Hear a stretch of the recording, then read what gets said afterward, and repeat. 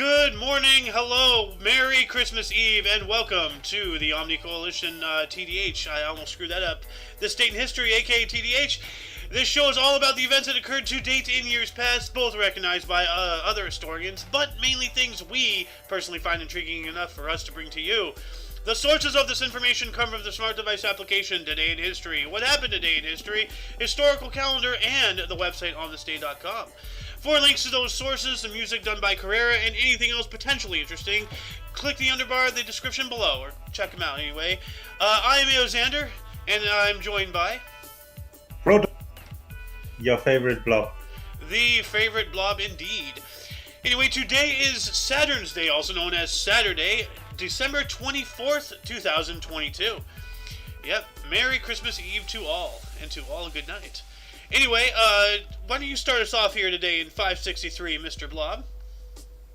Alright, in 560, and I also mess up. In 563, the Byzantine church Hagia Sophia in Constantinople is dedicated for the second time after being destroyed by earthquakes. Ah, that's a place I gotta go check out. It's a really good looking building. It's still standing, so good. Go check it. Yeah, before it gets destroyed by another earthquake. I hope not. I hope not either. Let's see here. Okay. Alright, you got one in 1476. Yeah, 400 Burgundian soldiers freeze to death during the siege of Nancy. Dang. That sucks.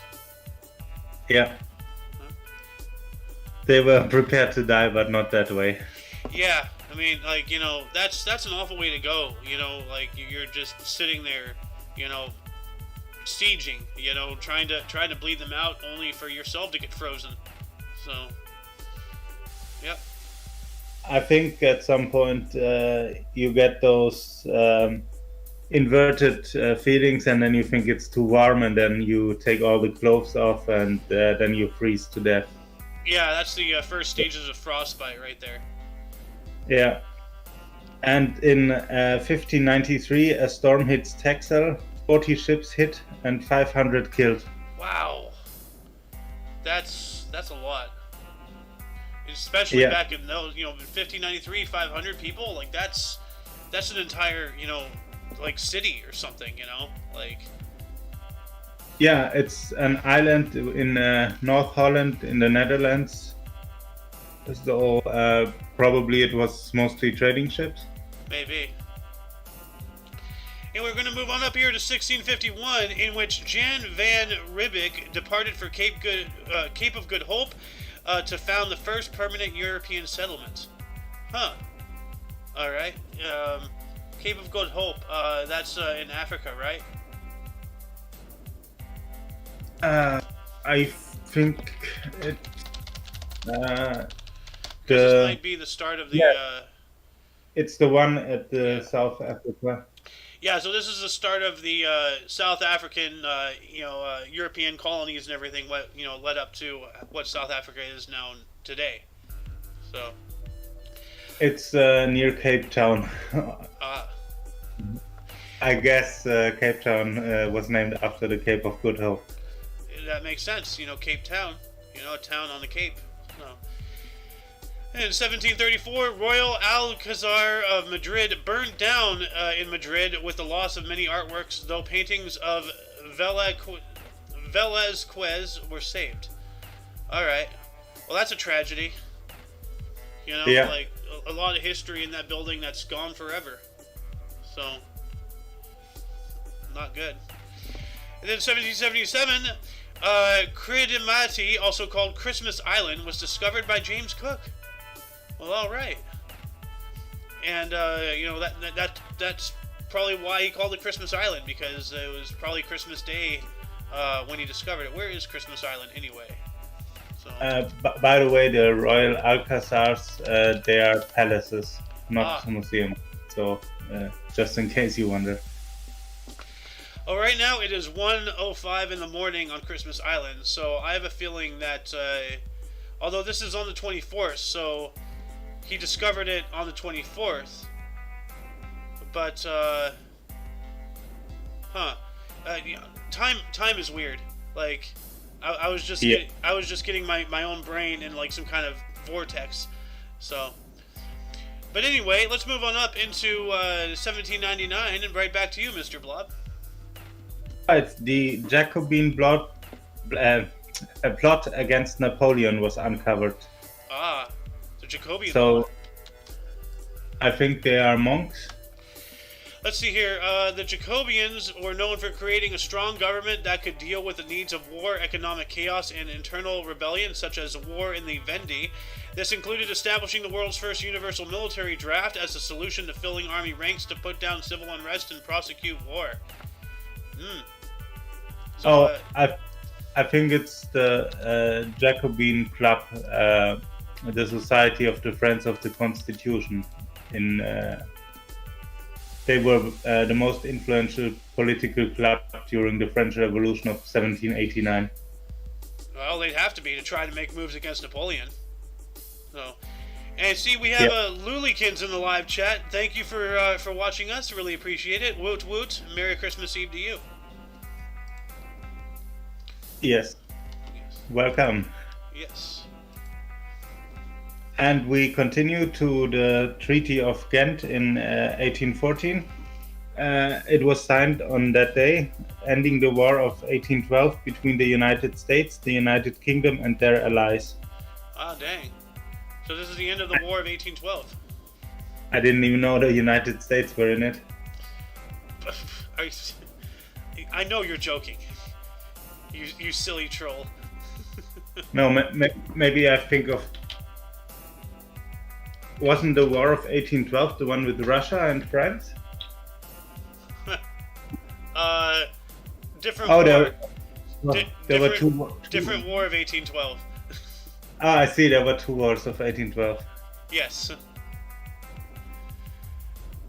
With limited participation by Spain in Florida. Florida. I know someone who's in Florida. Also, that war ended when the peace treaty was ratified by Congress on 17 February 1815. Ah, okay. So it took a couple months. Like, of course, legislation, you know. If you ever want anything to get slowed down, bring the government involved. So essentially they declared peace, but officially it ended later. Yeah. You got one more. Yes, in 1818, the Christmas carol Silent Night, composed by Franz Xaver Gruber, is first sung at the St. Nicholas Parish Church in Oberndorf, Austria. Yeah, my dad used to sing that song to me all the time as a kid. Silent Night. You know, and I'm not going to continue because I have a very bad singing voice. So Simon and Garfunkel overlaid it with the 7 o'clock news on some particular day, and they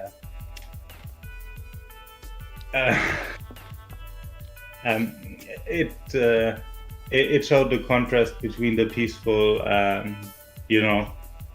Christmas Eve and the things that go on in the world. Oh yeah. Well, you know, speaking of, Christmas peace and everything, tomorrow we have a really interesting article that we're going to go over, the Christmas truce during the First World War. So I'm looking forward to that. But anyway, in the meantime, I'm going to take us up into 1832. The first U.S. The Black Hospital was founded by Whites Chartered, Savannah, Georgia. Huh. Whites Chartered, what is that? Like, is that a company or something? What is Whites Chartered? I think it would be big if it was a company. I think it was just by white people. I guess, I don't know. Like, this is worded strangely, so I don't know what to take from that.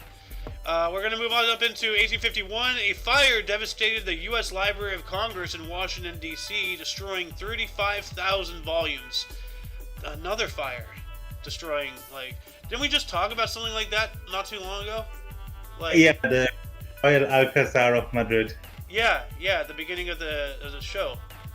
So, yeah, so 2 fires on the 24th. Something's a little strange. So, I have a feeling somebody's trying to bury some information. So, or maybe God hates Christmas. Who knows? Maybe God does hate Christmas. You know? I mean, Why wouldn't he? Like, anyway, then we also have in 1877, Thomas Edison filed a patent for the phonograph. Yeah, as I said yesterday, he stole it from somebody. He did not invent that. He just took it, and because he had the money to claim, the patent, he did, Yeah. So if you steal a Tesla car, does it become an Edison? Yes. Yes, it does. That's a joke I heard recently. Yeah, no, that joke's been making around the internet for about a year now. In 1893, Henry Ford, the automobile manufacturer, he completes his first useful petrol gasoline-fueled engine. Oh, that's cool. So the internal combustion engine. I think that was the Otto motor. Yes. But he used petrol and gasoline together, it seems. Yeah. Well, like, it kind of sounds like the engine I had on my GoPed way back in the day. You actually had to mix the oil in with the gas can and then pour it in the tank. Oh, I think it's petrol and gasoline is the same, but he made the first useful engine for that. Before that, they probably used other stuff. Yeah, like diesel? Maybe? I mean, 1893, like, that's at the very start of the Industrial Revolution, really, like, after steam power and all that stuff. Yeah, it's 7 years after the invention of the automobile, the modern car. Yep. So let's continue. In 1900, one moment. The French Chamber. The French Chamber of Deputies and Senate pass a bill calling for an end to the agitation or prosecutions against those involved in the Dreyfus affair, which has divided France since 1894. That was a big thing in Europe at the time. Oh yeah, didn't it continue on until 1906 or something? Or I don't know. Dreyfus, because we were talking about this just yesterday. Dreyfus. Oh, I see. Dreyfus Affair from 1894 until 1906. I was right. Yeah. Yeah. So it took another 6 years for it to fully be resolved, but after the first 6 years, they're just like enough. So that's a thing that lasted for 12 years. Yeah, it was a big treason scandal in the French. In 1904, German Southwest Africa abolishes slavery of young children. It's disgusting that was even a thing to have to be abolished, but good job, ? Like, yeah, but unfortunately it still happens in many countries in Africa. Yeah, it does. And so other worldwide. I mean, hell, like, certain politicians, I'm not going to name any names, but it's a female politician who's been trying to run for president. She's the wife of a former president. I thought her fingers deep in child trafficking and human trafficking. I thought at first you would talk about Comey. About what? Comey, that African dictator who was known for that, among other things. I never heard of that. The only Coney I know is Coney Island. And I think it's my turn. Yes, it is. 1906, Reginald Fessenden became the first to broadcast music over the radio. This is disputed, but potentially this is the first time anybody ever heard music over the radio in 1906. Like that's astounding, Like think about it, like something that like doesn't just receive signals and then transfers that into audible noise, but the start of it, something turns audible noise into transmittable signals. Like technology is amazing, and like even in 2022, some of the things like like radio, like automobile engines, the flights, like things have been around for like well over 100, even 200 years. It's just mind-blowing how we figured out how this works, And today everyone has a radio in his pocket. Oh god, dude, there's more technology in this rectangle than what was used to send people to the moon. You know? Like, that is absolutely crazy. And everybody has these. You know, and they throw them away. You know, like it's nothing. Yeah. Like, it's crazy. That just shows you how far technology has come. It's banana-nays, man. And we're going to move on up into 1920. Yeah. Enrico Caruso gave his last public performance with the Metropolitan Opera in New York City. Oh. And I'm going to take these... I'm sorry? One of the greatest singers of all time. Ah. I've never heard of him, unfortunately. So. What? I've never heard of him. Caruso. You don't know him? No. Oh my... There's too much things in the world to know. I can't know everything. You might want to look him up. I probably should. I have him in a separate tab here to remind me. I'm going to move on up into 1922. 100 years ago on this date, the British Broadcasting Company broadcast the first British radio play, The Truth About Father Christmas. Huh. So the first British radio play. So that's cool. And then also... Yeah? What is the truth about Father Christmas? What is he really? Well, like, he is based off of St. Nicholas, who was an actual person who did give, you know. Unfortunately, now it has been hijacked by corporations, and the traditional image of Santa Claus, as we know and love today, is actually from a Coca-Cola marketing campaign. So yeah, I know. No, I was just... Yeah, that's the truth about Father Christmas right now. I was just heckling a bit because I don't find the radio play currently, but... But also at that same time in 1922, the London Coliseum opened. All right, let's take a look at what the London Coliseum looks like. 1922, London Colosseum. Let's see here. So it wasn't really a Coliseum, unless you're talking about the inside. That is gorgeous. But on the outside, it's just another building. It doesn't look like a Coliseum. It says Coliseum. All right then. Yeah. Anyway, going back to you, I believe you got one here in 1930. Yes, we have the Indonesian President Sukarno, who is sentenced to 4 years in prison by Indonesian authorities in Bandung, Dutch East Indies. Huh. He was the first president of Indonesia. I wonder if this was before or after his presidency. Well, Indonesia became independent in 1949, so it must have been some decades before. Huh. I wonder if this is something kind of somewhat very roughly similar to what happened with Mandela. You know, because like he was in prison too, and then he later became, you know, the president of the very country that imprisoned him. You know, because of apartheid. So, that'd be interesting. Actually, let's see here. Sukarno. Yeah, okay. He was apparently detained for over a decade. Dang. Huh. Oh, because he wanted independence for Indonesia. Alright, so because he wanted Indonesian independence, they imprisoned him. That's not intelligent. So. Yeah, and those were the first 4 years of his prison time, it seems. Dang. I don't know. Anyway, let's move on up to 1933 here. Alright, in 1933, the Paris Express train derails and kills 160, injures 300 in France. That sucks. Didn't we have recently a train derailing in Paris? In France? Did we? I think. Let's see here. 2015.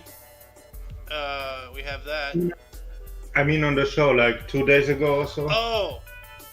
You probably. Like, yeah. I thought you were talking about an event that actually happened. News, like, you know, recent. But no, like, yeah, we probably covered a train derailment or something. Like, I don't remember every article we go through. I mean, like, you know. Yeah. I thought it also was in France in the 1930s. Maybe. I don't remember, but you have a better memory than I do, so you're probably right. You usually always are. So I don't know. In 1936, the first radioactive isotope medicine was administered in Berkeley, California. oh wow. Leave it to California to use radioactivity to cure ailments. We are the cancer. Oh. Oh, In 1939, during the Second World War, Pope Pius XII made a Christmas Eve appeal for peace, which didn't work, but at least he's trying. So, and he looks like a good pope. He looks stern but fair, you know. So, a strict but fair pope. a strict but fair pope. Heckle pope. Anyway, 1941, first ships of Admiral Nagamoto's Pearl Harbor fleet returned to Japan.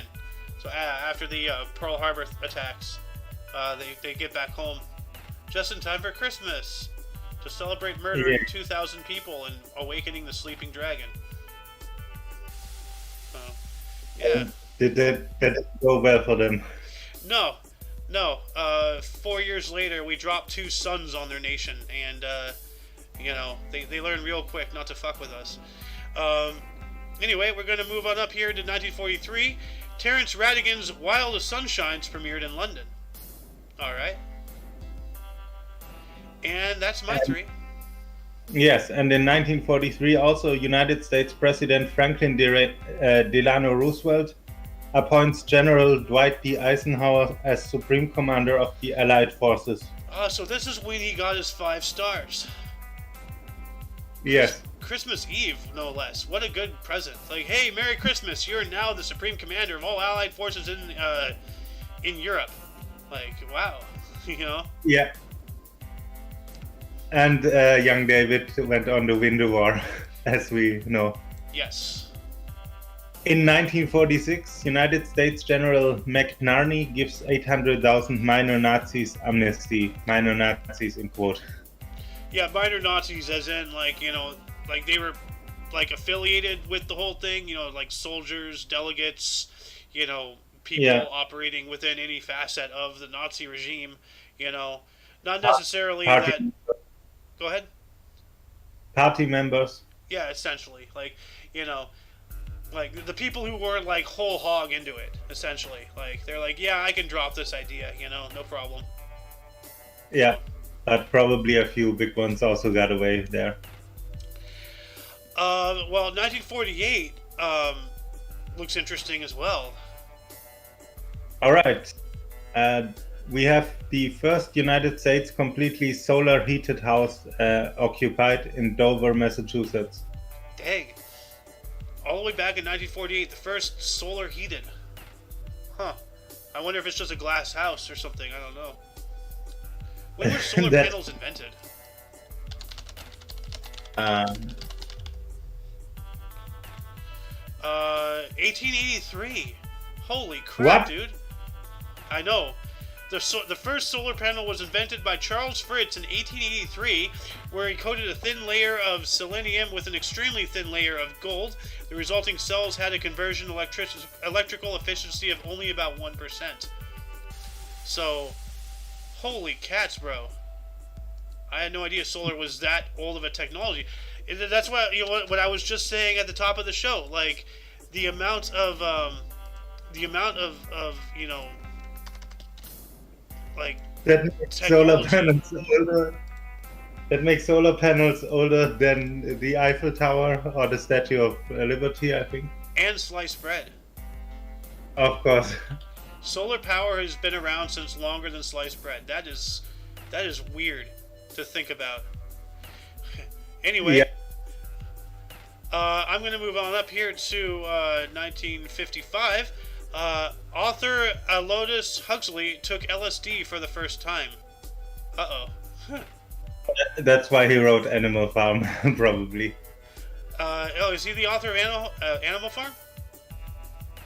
Yes. Oh, well, thank him.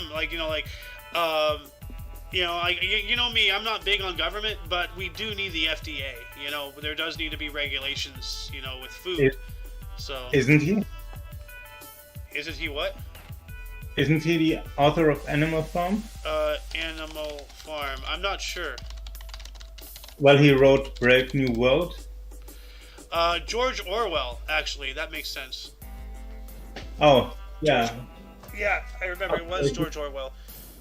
Huxley wrote Brave New World and congratulated George Orwell to 1984.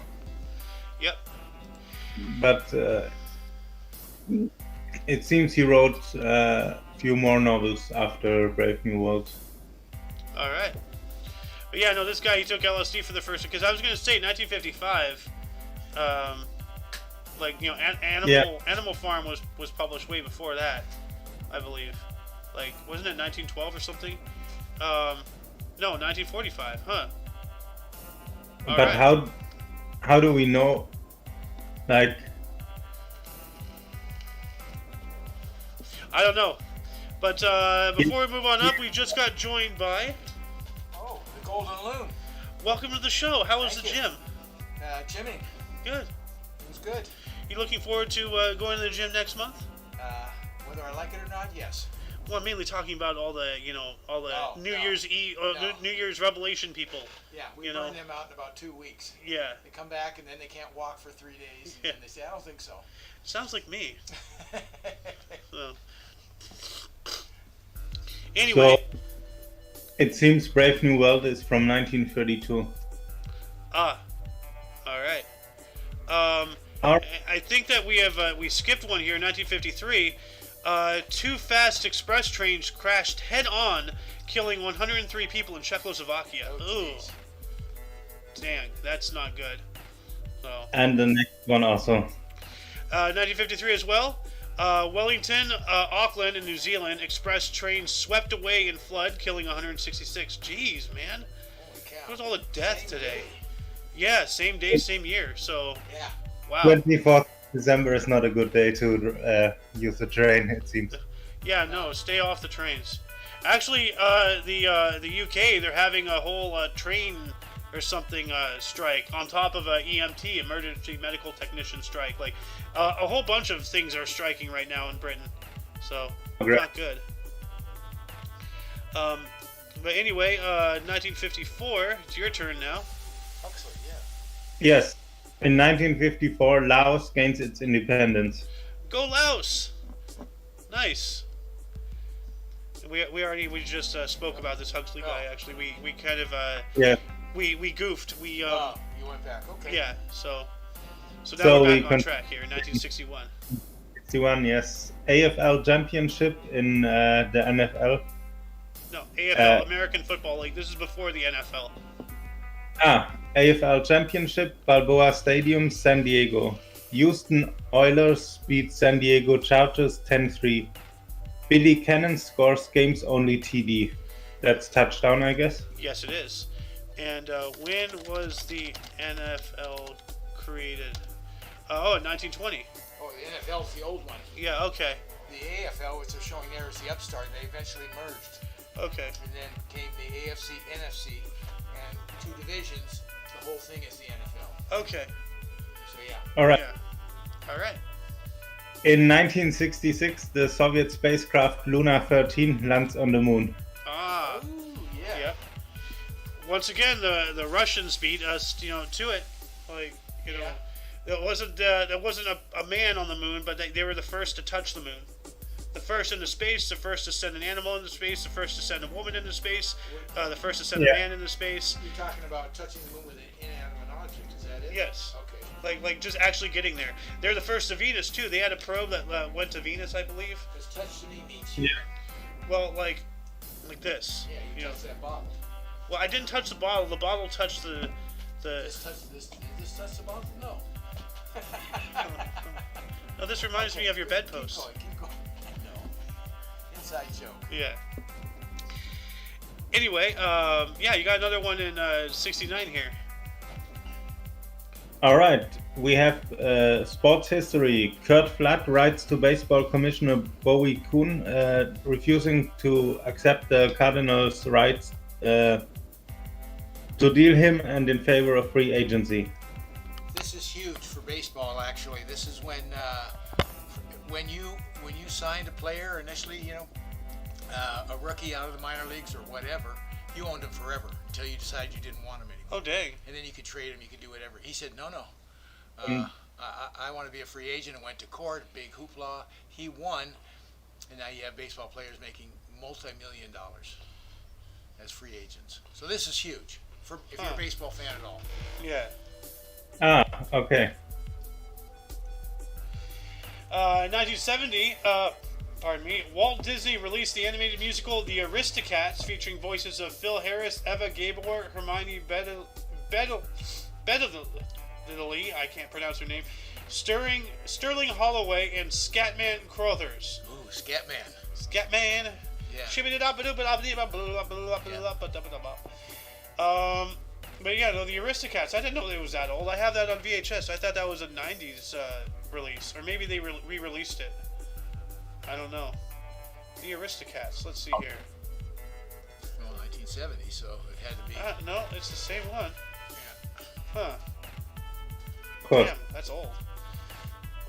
Maybe you up to 101 Dalmatians. No. I know about the 101 Dalmatians. I have that on VHS as well. I have a lot of stuff on VHS from my childhood. No, I thought the Aristocats was more recent. Maybe I got befuddled into some advertisement or something, or maybe it was like some kind of re-release. Could have been. You know, I don't know. Yeah. With children's movies, you can re-release them every 10 years. You got a whole new audience. Yeah, maybe.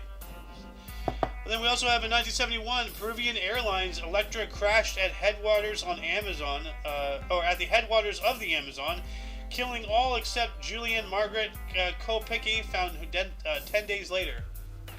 So found alive 10 days later. Oh, jeez. So Yes, yeah, so it crashed at the headwaters of the Amazon. So we're like, wow. So it's 91 people who were killed. Oh man, they should, they should mention that. 91 people died. So That's a lot of people. yeah, it is. But then in 1974, former U.S. astronaut John Glenn joined the Senate for Ohio. Yeah. That's right.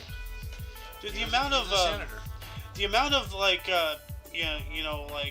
actors, actresses, wrestlers, like people in like popular culture positions that you never assume would ever be in politics are in politics. Yeah. Like there's this wrestler, I don't remember the name, and Alice would know if she was here, if she'd help me out with this.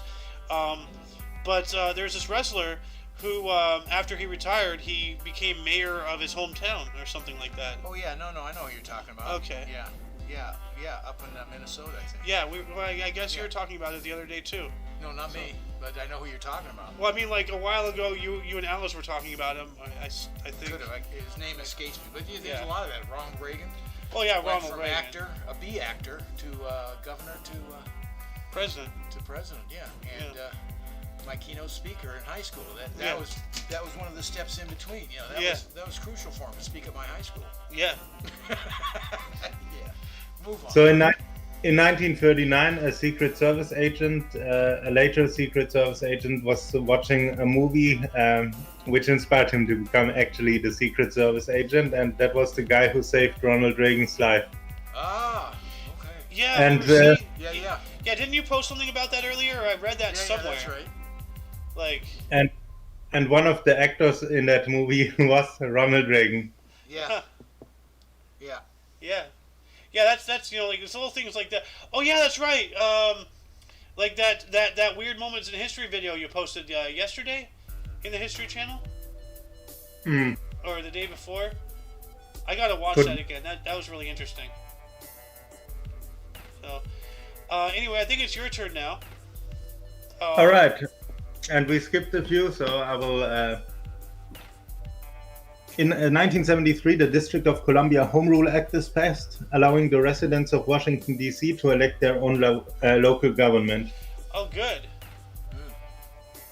Because that makes sense, Like, they should be able to elect their own, government. Yeah. It never makes Well, sense DC is a bit of an isolated case, but yeah, they need their own mayor and everything else. it is, and like, wasn't it like in the '90s when they finally allowed them to vote in the presidential elections or something? Boy, no, I think they've always been able to vote. I don't know. Puerto Rico can't vote. Yeah, they can. No, they can't. Oh, yeah, they can. No, Of course they can. no.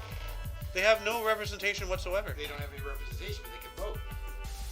They don't have a senator or congressman, no. Okay. They should. You know, people live there. Yeah, but they're also not a state. They're not, Well- I don't know how they get around it, but Yeah. they can vote. Anyway, Anyway, in 1973, also a ferry boat capsized off the coast of Ecuador, drowning 200. Oh, jeez. oh well, stay off of planes, trains, automobiles, and boats. Then, I guess. Just We're going down the list. stay indoors. Stay Be home. safe. Stay home. Yeah, stay indoors and get hit by an asteroid. Oh, That's that in made the me laugh nine. so hard my hat fell off. Oh my god. I'm sorry. In 1979, the first Ariane rocket launched. Ariane. What is an Ariane rocket? Never heard of that. I thought it's the European rocket. Oh, I see. Ariane is a series of European civilian expendable launch vehicles for space launch use. The name comes from the French spelling of the mythical character Ariadne. France first proposed the Ariadne rocket project as it was officially agreed upon at the end of 1973 after discussions between France, Germany, and the UK. So you were right. Yeah, yep. I mean, that would Yeah. make sense. He would know that. He is European, so it's in his backyard. Yep. So. And the next is supposed to launch in 2030s. And Another One moment. test. Want us to read? Okay. The loon here wants us to read 1981 here as well. oh, actually, the next Ariane rocket is supposed to launch in the fourth quarter of 2023. They didn't launch that one yet. Ah, Oh, All right. Okay. Mr. Loon, you go on. No, he wants you to read it. no, I just wondered 1981. what it was. Go ahead. Which one? 1981, the USSR. All right. The USSR performs a nuclear test at Eastern Kazakh Semipalatinsk, USSR. Ah, So is that within the USSR? Yes. Okay, that Yeah. East, I can't pronounce it, but Yeah, well, but it's they- USSR right there. You know. okay. They Yeah. perform so many nuclear tests. Yeah. Okay. Have I shown you the video of every nuke exploded from 1945 through 1990? I think you have a Yeah. long time ago, quite a Yeah. while ago. Yeah, with the differences as they get bigger and bigger. Yeah. Yeah. All the different colors and everything. Yeah. So, I mean, the amount of nuclear tests, you know, it's just outrageous. Like, there's, what was it, 2,000 explosions, you know, in total in those 45 years? And then there's been more since then because, you know, North Korea, back in the early 2000s, started testing their stuff. So, and it's really hard having a difficult conversation and seeing my reflection with my, you know. Anyway, let's get back on track here. 1985. The Ballon d'Or, Juventus French midfielder Michel Platini is named Europe's best football player for the third consecutive time. Beats Verona striker Preben Alkier and Barcelona midfielder Bernd Schuster. All right. Okay. Then let's see, you got the 1979. So let's see here. 1989, Panama's dictator Manuel Noriega seeked out asylum at Vatican embassy. Huh? Noriega, yeah, bad guy. Trying to go to the Vatican. He's knocking on the wrong door there. It ain't gonna help him. Yeah. I hope they didn't at least. And then we got some more sports history here. In 1990, the Expos traded Tim Raines to the White Sox for Ivan Calderon and Barry Jones. Why do they have that highlighted? I don't know. Like, is that any significance? Not to me. I've never heard of these names. I've heard of the White Sox, but Well, yeah, they're a baseball team. yeah, never heard of the Expos. Tim Raines, Ivan Calderon, You haven't or heard of Barry the Jones. Expos? No. Montreal Expos baseball team. Oh, that's probably why they're from Montreal. So. But then also in 1990, Saddam Hussein said Israel will be Iraq's first target. Yeesh. So, Saddam Hussein, violent man. So. Wasn't he the guy who? Ah, no, that was. Yeah, I think he was. Who was then later running away and everything, and we talked about that recently. Yeah. Oh yeah, well, like we found him recently. Like it wasn't it early in December. Like we found him in a spider hole. Yeah. Or something like that. Yeah. Yeah. So. Tried him and executed him. Yep. And we will get to his execution in 6 days, it seems. Ah, good. In 1992, the United States President George Herbert Walker Bush issues a pardon to former National Security Advisor Robert McFarlane, and also pardons Caspar Weinberger for the Iran-Contra affair. Wow. You read that from the heart, bro. Like that's a lot more information that the source here had. So yeah, I don't know much about the Iran-Contra affair, but I was still a wee little thing when that was going on. It's actually the both entries, if you notice the one above the highlighted. Oh, okay, all right. Wow, well, man, I'm so happy that I found you, bro. Like you see things that I don't see on the show, and that's awesome, man. Like. And now we have a very, very disgusting terrorist attack. In 1994, 4 Muslim fundamentalists captured the Air France pilot in Algiers. The story behind that is that they wanted to fly a plane into the Eiffel Tower, and that was Air France flight 8969. And I think they had abducted it for like 2 days or something. Dang. So the backstory is he wanted to fly into the Eiffel Tower. I did not know that. See, that's interesting. That's weird. Like, you're going to have to be precise because there's big holes in the Eiffel Tower, but depending on the size of the plane, I don't think it would matter, actually. No, you just go through it. Yeah, the plan was either fly into it or blow it up above. Yep. Then we're going to move on up into 1996. Another Ballon d'Or. Borussia Dortmund's German sweeper Matthias Sammer was named the best football player in Europe ahead of PSV/Barcelona striker Ronaldo and Newcastle United striker Alan Shearer. All right. Yeah. Matthias Sammer, very famous German soccer player at the time. Yeah. Why does this guy look like that one character from... That's Ronaldo. That's Ronaldo. No, he looks like that one grocery store worker from Hot Fuzz, the tall guy. He kind of has the smile, the YARP look. So anyway, gonna move on up into 1999. Opening of St. Peter's Holy Door by Pope John Paul II in approach of third millennium. Yeah. Dang. And then, gonna do the split here real quick. Welcome to part 2. We're gonna move on up into the year 2001. Why don't you start us off, Mr. Protoblob? Yes. In 2001, the Time magazine names New York Mayor Rudy Giuliani Person of the Year for his leadership after the 9/11 attacks. Rudy Giuliani. Like, I've heard that name recently for bad reasons.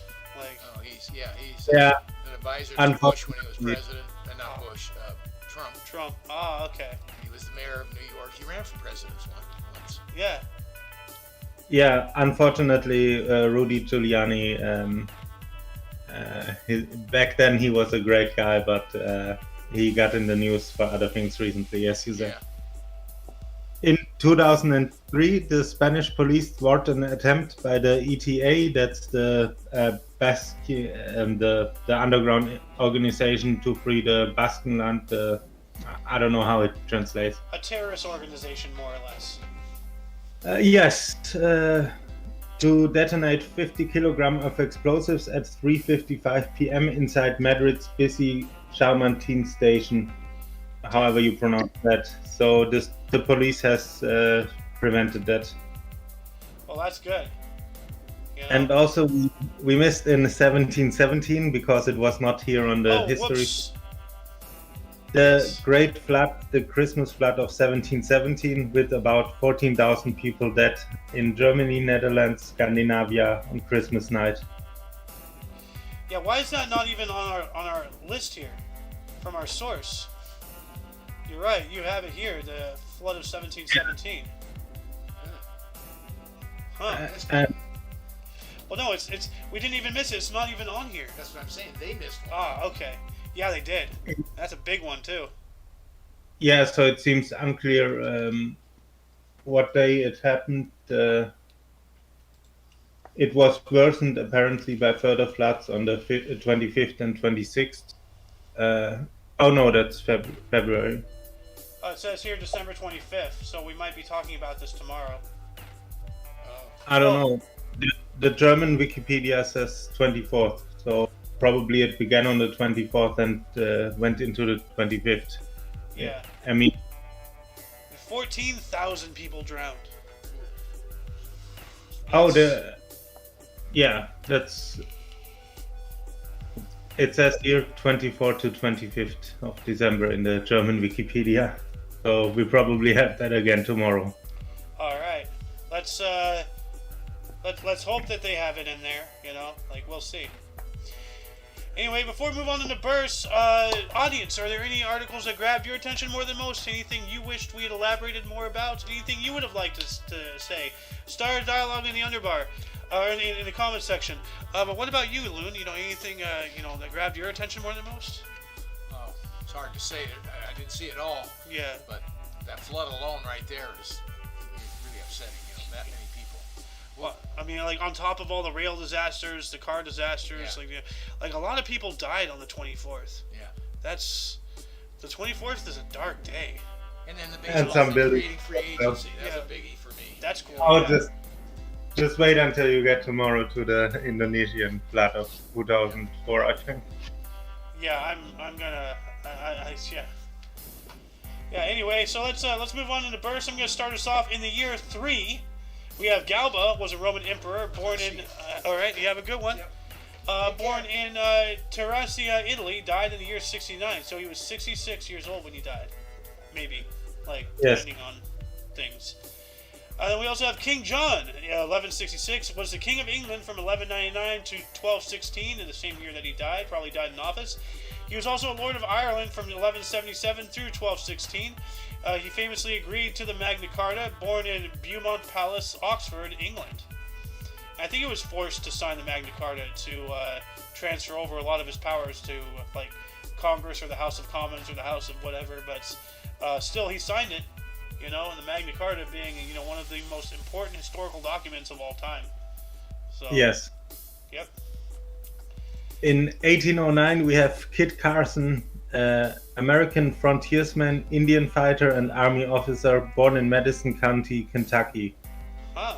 And he died in 1868. So it sounds like he fought against the Native Americans, or? Well, he died of an aortic aneurysm. So I guess that's like your aorta ruptures. So maybe he died in battle because of that or something. I don't know. But Yeah. anyway, Yeah, he was fighting against the revolt by the Native Americans in 1861, 1862 in that revolution by them. All right, in 1822 we have Matthew Arnold, the English poet and critic, Dover Beach, born in Laleham, England, and he died in 1888. so he was born 200 years ago on this date. That's wild. Yes. And he was elected Oxford Professor of Poetry in 1857 and was the first to lecture in English rather than Latin. Huh. All right. So essentially he made it easier for the students to follow what he says. That's always a good, that's a job of a teacher, not just teach, but, make teaching, learnable and Yes. fun and engaging and all that jazz. Yes. You got one here in 1837. Yes, I thought it's your turn, but okay, I can do. Well, maybe In it is. 18 Go for it.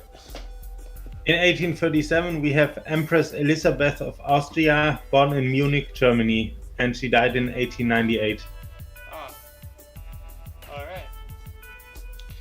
And then we also have in 1868, I believe, we have Emanuel Lasker, a German world chess champion from 1894 through 21, born in Barlinek, Poland, died in 1941.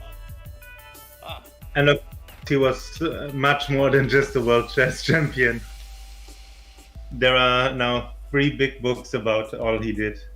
He was mathematician, philosopher, game theorist, and in 2008 he was induced in the Hall of Fame of the German sports. good. I don't know why it took so long, but good.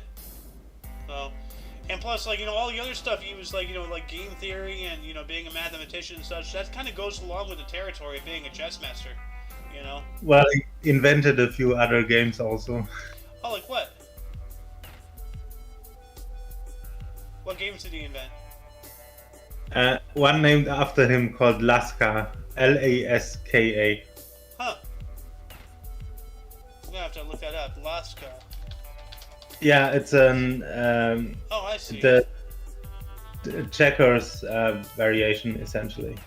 Yeah, I see. Interesting. Huh. But anyway, we also have Howard Hughes was born on this date in 1905, a U.S. reclusive billionaire, filmmaker, and aviator of the Hughes aircraft, born in Humble, Texas. That's an interesting place for somebody like him to be born in, Humble. He went on to do crazy things like make the Spruce Goose, Yeah. So, but you got one in 1918. Yes, we have Dave Bartholomew, the American R&B, rock and jazz musician, composer, producer, and songwriter. For example, I Hear You Knocking, Ain't That a Shame, Walking to New Orleans. Born in Edgard, Louisiana, and he died in 2019. Wow, he was 101 years old. I hear you knocking, but you can't come in. Yeah. Something like that. I don't know. So many great hits. 100 years ago on this date. Yes, you. Your turn, right? You have one more? Oh, okay. We have Ava Gardner, the American actress. On the Beach, Night of the Iguana. She was born in Grabtown, North Carolina. Now I get it. Yeah. And she died in 1990.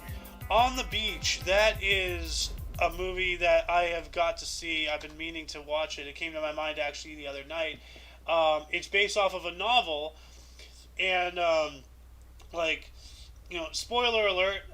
But it's basically, it's about I believe if this is the same one, it's about a crew of an Australian or like a British or some kind of submarine crew. They were underwater doing maneuvers and such when nuclear war broke out. And then when they resurfaced, there's nobody. Like, nobody's receiving their transmissions. They're not getting anything. They keep, sending out pings. Is anybody out there? Is anybody out there? And then eventually they were getting this one, this one ping on the Morse code thing or whatever. And it was just a boop, just a one thing. So it's like, somebody has to be alive. So they tracked it, and they traced it, and it was somewhere in Australia. And they landed, and they discovered it was actually a Coke bottle that was on some kind of string, and the wind was making it hit the button on the Morse code thing. So it was not a person trying to broadcast he was alive. So they were the last humans on Earth, essentially, as far as they knew. And that's a chilling movie. You know where the name of the movie comes from? Where? Well, there are two things. It's a Royal Navy term that means retired from the service, but it also refers to T.S. Eliot's poem The Hollow Man. In this large meeting places, we grope together and avoid speech, gathered on this beach of the Tumid River. Dang. I see you posted a couple more links, so I'm adding those in the underbar right now. Let's see, copy link. So the first edition of the novel actually contains extracts from T.S. Eliot's poem on the title page, so that's how you know that the connection is there. Yep. And then we're going to move on up here. What year was that? 1922. We're going to move on up here to 1932. Colin Cowdrey was born on this date. He was an English cricket batsman, 144 tests, 7,624 runs at 44.06. Born in Udagamandalam, India. And died in the year 2000. And then we also have in 1944... well, we're not there yet. Actually, we have... Oh, no. Oh, God. I think we are at 1944. No, we're not in 1944. In 1940, very unfortunately, we have Anthony Fauci, a U.S. immunologist, White House COVID-19 task force, born in Brooklyn, New York City. Well, that explains why he is how he is. New York. Oh, man. One of the most evilest of evils to ever evil on this planet. Yeah, I would say what I think, but then we would probably be completely censored. So yes. I will continue instead I'm with. pretty sure I would say the same thing, you know.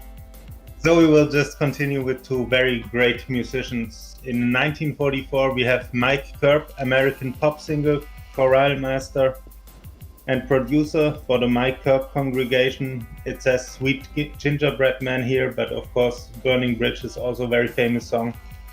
He was born in Savannah, Georgia. Huh. Savannah. I didn't know you had the Savannah in Georgia. We do, apparently. And in 1945 we have Lemmy Kilmister, born as Ian Fraser Kilmister. The British heavy metal musician of Motorhead, born in Stoke-on-Trent, Staffordshire, and he died in 2015. I've heard of Motorhead. Oh. He was essentially the ace of spades. The ace of spades. I almost said it the other way around. And then we got Jeff Sessions, the 76 today, born on this date in 1946. He is a U.S. Republican politician, U.S. Attorney General from 2017 through 18.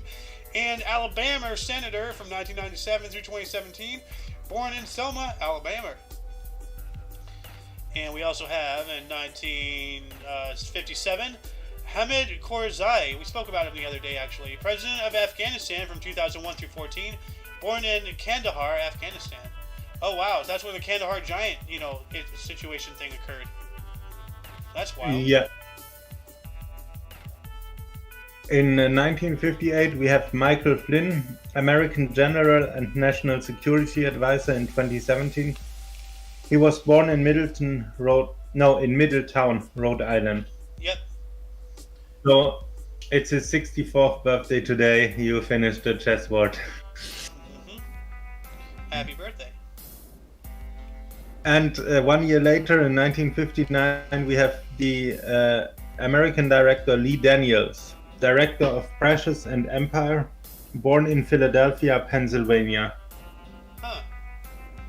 All right. So it's 63rd birthday today. Happy birthday. Happy birthday.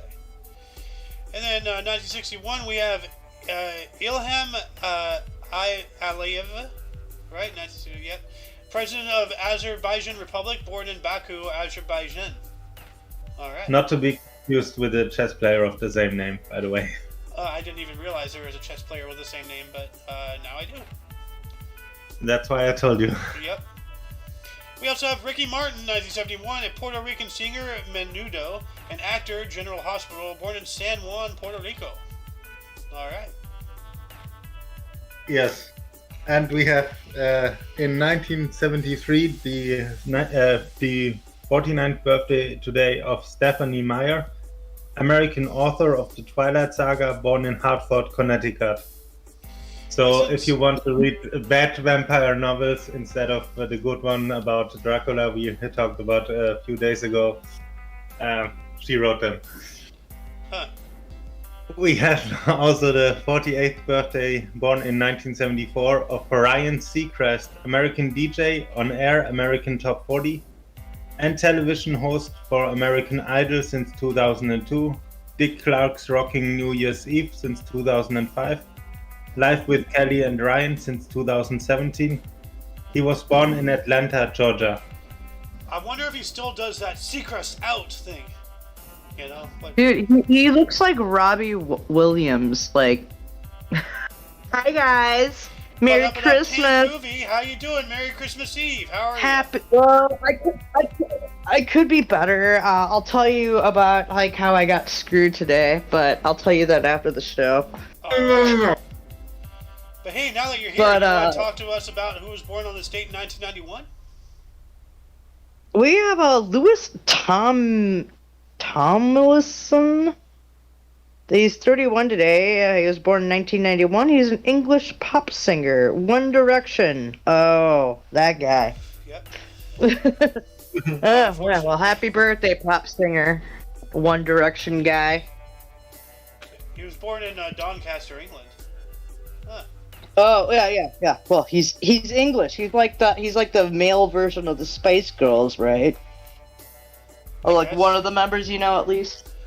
I don't know. Are the Spice Girls British? Like, if they are, then that's a lot of gall. Yeah. Well, no, I was gonna say. Yeah. The Spice Girls are. Dude, what do they know about spice? British food is bland as hell. Like, they have no right to make anything labeled spice. They don't know anything. Well, then you would also, I beg to differ that, like, you'd call the Midwest, they don't like to do seasonings too, but actually they do now, so, I mean, they've redeemed themselves in the Midwest back in Minnesota, thank you. Oh, so we're on deaths now? Yeah, let's Oh, go to perfect deaths. timing. I know, right? I talked to a guy. Alright, so we're gonna start with 427 AD. I wanted to We have say, Hold on. Bob wants to say something. yeah, I wanted to say I talked to a guy named Paul Atreides, and he knows a lot about spice. Huh. Nice. Well, Go on. do you want to start off then? No, Alice, Actually, you you're can the- start. Alice, you're the death girl. Come on. Yeah, I'm Lady Death. I really do deserve this one. 427 AD, we have Archbishop Sicinius? Sicinius. Yeah, of Constantinople. The first. Yep. Yeah, so Sicinius the first of Constantinople, he died today. We Oh. also have Vasco da Gama. He died in from 1460 to 1524. So yeah, he was a Portuguese explorer and viceroy of the Cochin, or the Cochin. He died about the Cochin, way down in Kokomoa. You know what? He died around the age of 55 though. Let me use Discord's text to speech to see. Yoxander It's said a- Cochin. Yoxander said Cochin. Cochin. Cochin. The Kokomoa, way down in Kokomoa. Sorry, I couldn't help myself there. And And Bob. he was not the viceroy of cocaine. Oh So God. let's just put The that out. viceroy of cocaine. Woohoo! Oh, he was in Kochi, also known as Cochin, in now in India.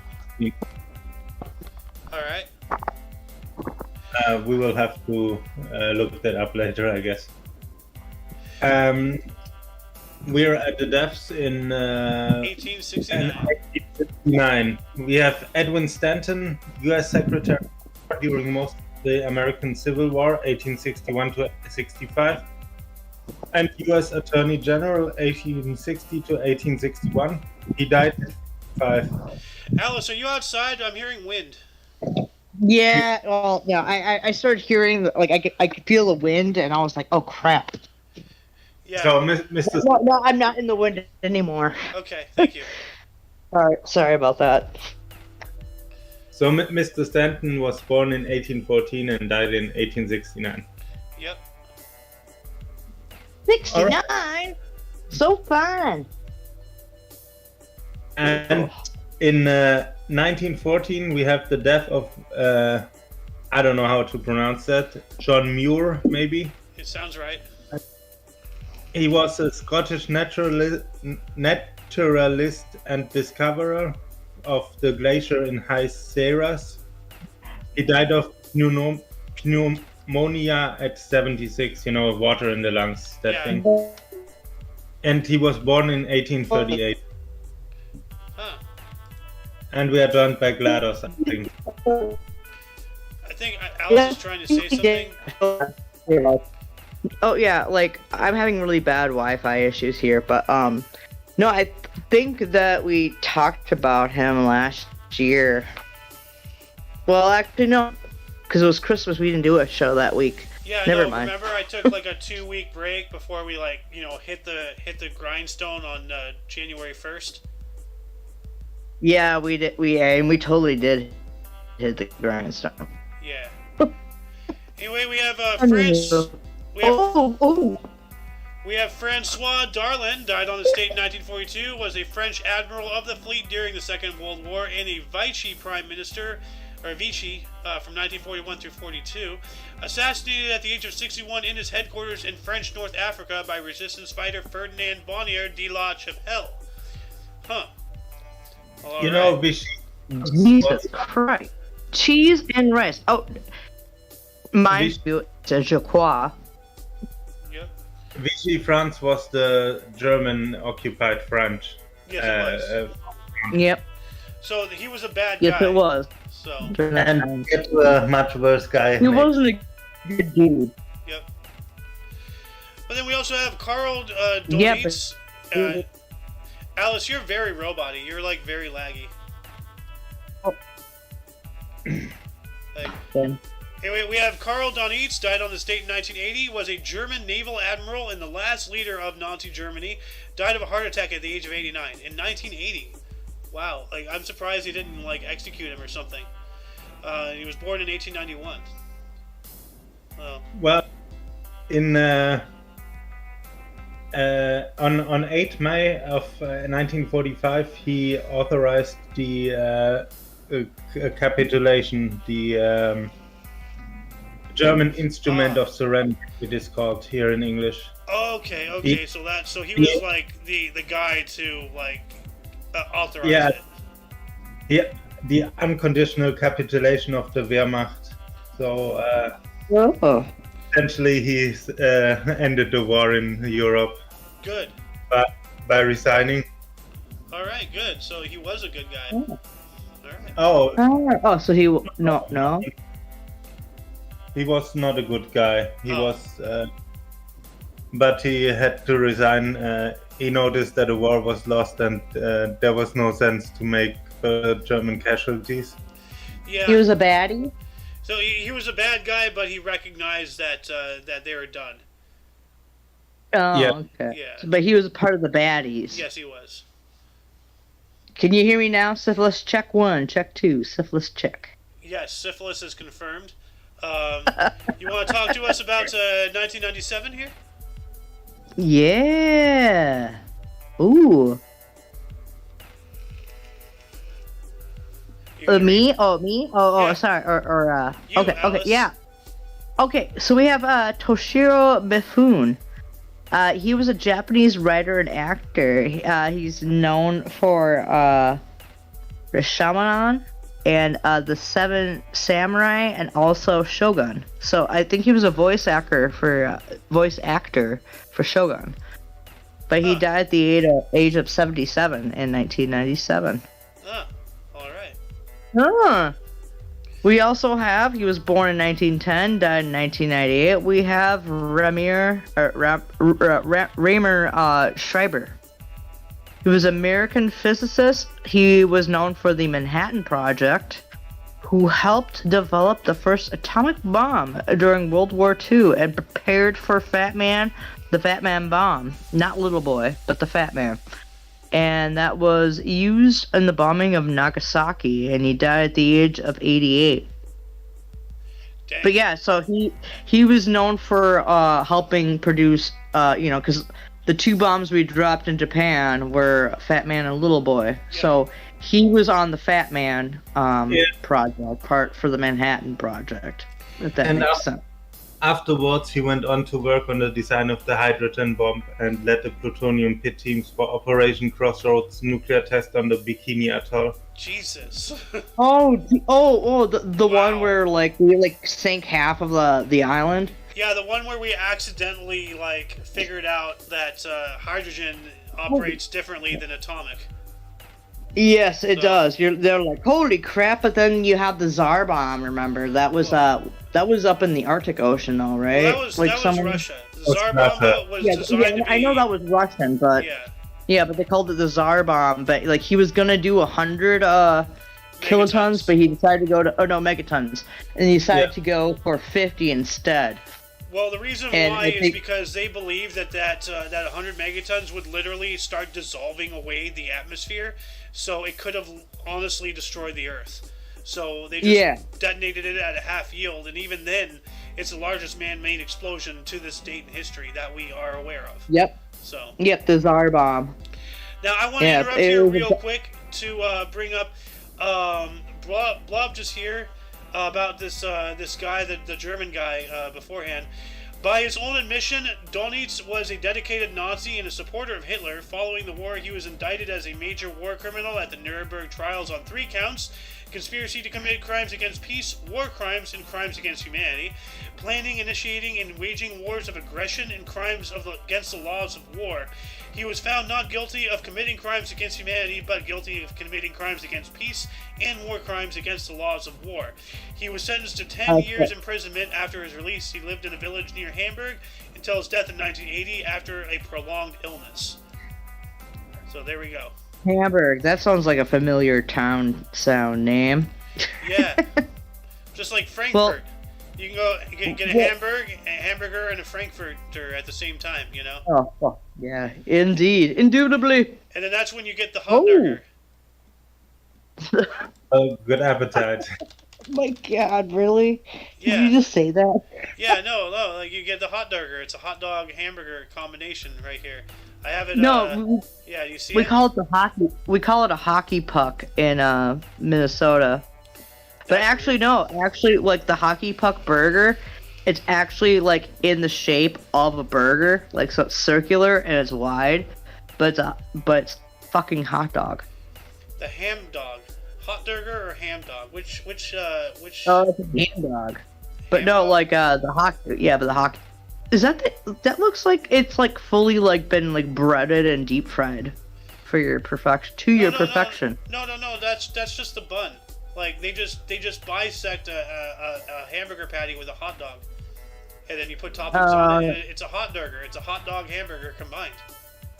Oh no, well, Yeah. it's beautiful, but same time I got better. Oh my God! Oh, I just saw the broken half hot dogs in the bun right there. Yes. Bottom 2 over in the bottom left. Oh God, what the hell is that? Yeah, I just saw that. I was like, what? No, Actually, they basically that's really just smart. That's really smart. They just they cut on one side of the hot dog so it can bend, be flexible. Yep. So you're then it's gonna shape rotating them the up. hot dog. Yep. You're gonna have to put that picture in the hot dog channel. Yeah, I'm gonna save that picture actually. Oh. You actually, better, buddy. Copy image. I'm gonna post it in Mikeless right now because yeah. Dude, why don't you, instead of Mikeless, why don't you post that in hot dog? I will. I need to save the image first, and in order to do that, because of its format, I need to copy and paste it into Paint, then save it. So it's Fair enough. Yeah. So I'll do that here in a minute. But Blob, it's your turn. 2008, I believe. Yes, and I also found 2 more for afterwards. We have 2 in 2008. It's Harold Pinter, who was born in 1930, a British playwright and screenwriter of The Birthday Party and The Homecoming. He died at 78. Oh. Oh, And we also good have... guy. What? It's like, oh, good guy. I was looking at his ears in the picture. Look at how thin Oh. look at his wrist, dude. His wrist is so thin. No, he's got wrists like me. And we also have Samuel P. Huntington, born in 1927 and died in 2008. American political scientist, The Clash of Civilizations, and presidential advisor. He died at 81. Oh man. Oh, excuse me, sorry about that. Sorry. Bless you. Then we have 2011, we have a cheetah, or cheetah, a chimpanzee actor from the 1930s Tarzan franchise, died of kidney failure at the age of 80. That is old for a chimp. Holy crap. Well, chimps can, like, what they found is like monkeys do live like similar like lifespans of humans. So, and chimpanzees particularly do. Same with, I think, well, I'm not sure about gorillas, but I do know chimpanzees can live long. Like, it's kind of like a parrot. You know how parrots can live like 80, 90 years longer. I did not know that. Yeah, parrots like the the rainbow-looking Yeah, I know what a parrot. parrot is.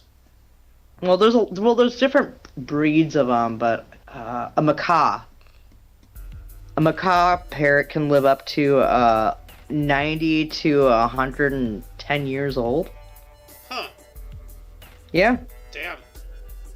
Yeah, they usually can be passed down with families and stuff like that. But like chimpanzees also have been known to live for a long time too. They have long lifespans too, like us. So. Well, that's really cool. I just learned something. I learned another something today. So. Yep, you learn something new every day. Yep. Yes. And then in 2021, just last year, we lost Wilbert Kremer, was a German soccer coach, MSV Duisburg, Bayer Leverkusen, 1860 Munich, and Fortuna Dusseldorf, died at the age of 82. Oh, damn. All right. I would like to add one more. Yes, go for it. Okay. In 2012, we have the fantastic actor Jack Klugman, however he is pronounced. He was Oscar in The Odd Couple. He played Quincy M.D. and many other things. Goodbye Columbus here. And he was also in an Outer Limits episode and Twilight Zone in several episodes. Alice, does the name Ray Collins ring any bells for you? Ray Collins? Ray Collins, hang on a second, let me look here. Like my man-child of a boyfriend just texted me, so I was like reading it. Ray Collins, American rock vocalist, Mothers of Invention. Not for me, but my dad actually might know who they are. For whatever reason, I saw that name and it's in my head for something. I don't know why. Like, the name sounds familiar to me too, but I can't put my finger on it.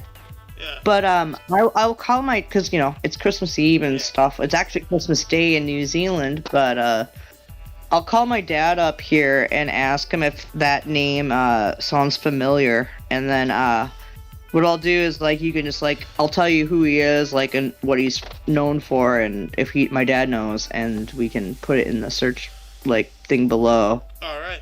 And Blob, you had one more you wanted to talk about, right? I just did. Okay. All right. Well, that shall conclude the show. Once again, you can check the underbar, the description for any links you may find interesting, including one not limited to all things Omni Coalition. And please check them out. Blob did a really good job at finding links, so we have a lot of good links out there for you guys to sink your teeth into. Oh, heck yeah. Good job, Blob. Yeah, no, Blob always does a good job. The Good Job Blob. That's going to be his new nickname, the Good Job Blob. Good job. We're just going to change his name to Good Job Blob. You know, I'm going to just sounds like it's. I'm going to do that right now, actually. Hold on a second. Protoblob. Good job, Blob. Good job, Blob. Well, There There we go. Hey, Blob, by the way, Merry Christmas and a Happy New Year. Or Happy Christmas, Hanukkah, Kwanzaa, cut to you.